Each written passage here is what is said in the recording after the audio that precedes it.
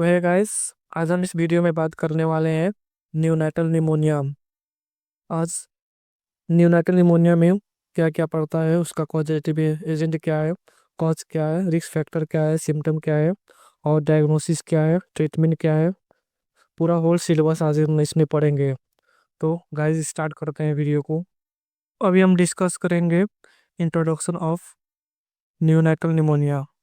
Pneumonia is a neonate in a serious infection that inflamed the lungs and can be a life-threatening। Here pneumonia एक ऐसा disease है जो कि हमारे lungs पे इफेक्ट करता है और एक इफ क्रोनिक हो जाएगा तो लाइफ भी जा सकती है। So definition of pneumonia. Pneumonia is a infection of lungs that occur in a newborn, typically within a first 28 days of life। Neonatal pneumonia जो है वो छोटे बच्चे को लगता है, न्यूबॉर्न को। वो भी बर्थ पीरियड के 28 डे के बाद। सो हम बात करेंगे cause of neonatal pneumonia. Neonatal pneumonia का कारण क्या क्या है। एक है बैक्टीरियल इन्फेक्शन, एक है वायरल इन्फेक्शन, एक है फंगल इन्फेक्शन। तो अभी बैक्टीरियल इन्फेक्शन कैसे होता है, एक है स्टेपिटोकोकस बैक्टीरिया से होगा, एक है इकोइल बैक्टीरिया से होगा। ये जो है दो, इसके कारण से होता है हमारा बैक्टीरियल इन्फेक्शन। तो वायरल इन्फेक्शन कैसे होता है। Viral infection can be cause respiratory syncytial virus से होगा, एक हर्पस सिंप्लेक्स वायरस से होगा। ये जो है दोनों वायरस इनसे होगा आपका वायरल इन्फेक्शन। और एक है फंगल इन्फेक्शन। फंगल इन्फेक्शन कैसे होगा, एक है कैंडिडिया एंड एक है निमोनोसाइटिस कैन बी।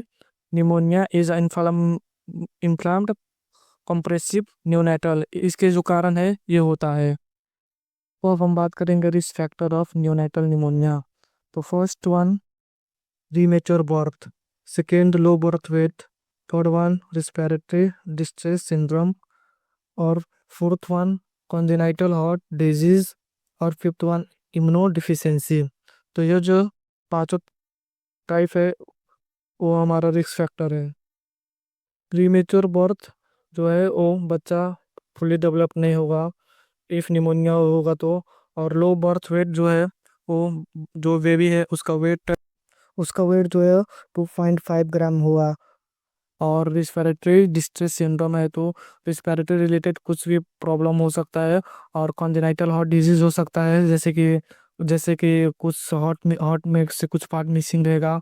उसके बाद इम्यूनो डिफिशियंसी मीन्स उसका इम्यूनिटी सिस्टम जो है वो वीक रहेगा। तो ये जो है रिस्क फैक्टर है हमारा न्यूनेटल निमोनिया का। अभी हम बात करेंगे सिम्टम ऑफ न्यूनेटल निमोनिया। तो सिम्टम ऑफ न्यूनेटल निमोनिया में क्या क्या सिम्टम हो सकता है न्यूनेटल निमोनिया होने के बाद। तो रिस्पिरेटरी डिस्ट्रेस होगा, एक एपेनिया होगा, एक साइनोसिस होगा, एक फीवर और हाइपोथर्मिया हो सकता है। उसके बाद रिफ्यूल टू फीड्स हो सकता है। तो ये जो सिम्टम्स न्यूनेटल निमोनिया होने के बाद हो सकता है न्यूबॉर्न में। सो अभी हम बात करेंगे ट्रीटमेंट। इफ नियोनेटल निमोनिया हो जाएगा तो हम लोग क्या क्या ट्रीटमेंट कर सकते हैं छोटे बच्चों का। तो एक है एंटीबायोटिक दे सकते हैं फॉर बैक्टीरियल इन्फेक्शन के लिए, एक है antiviral medication for viral infection के लिए, एक है anti fungal medication for fungal infection. And fourth one है ऑक्सीजन थेरेपी हम लोग दे सकते हैं। और एक मैकेनिकल वेंटिलेशन कर सकते हैं, एक supportive care such as hydrate and nutrition. Supportive care में जैसे कि हम लोग उसको केयर करेंगे और उसके बाद से हम उसको हाइड्रेट करते रहेंगे और उसके बाद से न्यूट्रिशन एंड प्रोटीन हम लोग ऐसे डाइट देते रहेंगे। तो ये सब जो है ट्रीटमेंट में आ जाएगा। तो न्यूनेटल निमोनिया होने के बाद हम लोग डायग्नोसिस क्या क्या कर सकते हैं छोटे बच्चों का। तो एक है चेस्ट रेडियोग्राफी हो सकता है, उसके बाद ब्लड कल्चर हो सकता है, एक है पॉलीमर्स चेन रिएक्शन पीसीआर कर सकते हैं for viral and fungal infection के लिए। उसके बाद एक कॉम्प्लेक्स ब्लड काउंट कर सकते हैं, सीबीसी कर सकते हैं, एक सी रिएक्टिव प्रोटीन कर सकते हैं फॉर पीआरसी टेस्ट के लिए। ये जो है 5 पॉइंट, ये हम लोग डायग्नोसिस के लिए कर सकते हैं। चेस्ट रेडियोग्राफी, चेस्ट का वो हम लोग एक्सरे ले सकते हैं निमोनिया होने के बाद। कुछ उधर मतलब लंग्स में इन्फेक्शन है, कैसे क्या है, कितना फ्लूइड है, वो सब देख सकते हैं। ब्लड कल्चर कर सकते हैं।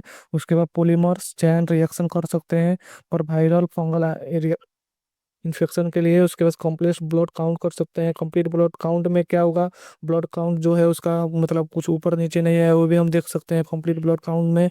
उसके बाद सी रिएक्टिव प्रोटीन जो है उसको भी टेस्ट कर सकते हैं। सो अभी प्रिवेंशन प्रिवेंशन में हम लोग क्या कर सकते हैं, इफ न्यूनाइटल निमोनिया हो गया तो प्रिवेंशन में हमारा क्या है, maternal vaccination against influenza and pertussis virus के लिए हम लोग दे सकते हैं। उसके बाद group B streptococcus screening and prophylaxis कर सकते हैं। Hand hygiene and infection control testing हम कर सकते हैं। अवॉइडिंग अननेसेसरी इन्वेसिव प्रोसीजर कर सकते हैं। ये जो है सब हम लोग कर सकते हैं प्रिवेंशन में न्यूनाइटल निमोनिया इफ हुआ होगा तो। और उसके बाद अब हम बात करेंगे कॉम्प्लिकेशन। कॉम्प्लिकेशन क्या क्या होगा इफ न्यूनाइटल निमोनिया हुआ होगा छोटे बच्चों में तो कॉम्प्लिकेशन में क्या है, एक रिस्पिरेटरी फेलियर है। उसके बाद से मेनिंजाइटिस है, क्रोनिक लंग डिजीज हो सकता है। Chronic means chronic last stage जब हो जाएगा, एक्यूट एंड क्रोनिक होगा। उसके बाद से न्यूरो डेवलपमेंटल डिले होगा। जब इफ कोई छोटे बच्चे को जो निमोनिया है, न्यूनाटल निमोनिया, उसका जो न्यूरॉन डेवलपमेंट है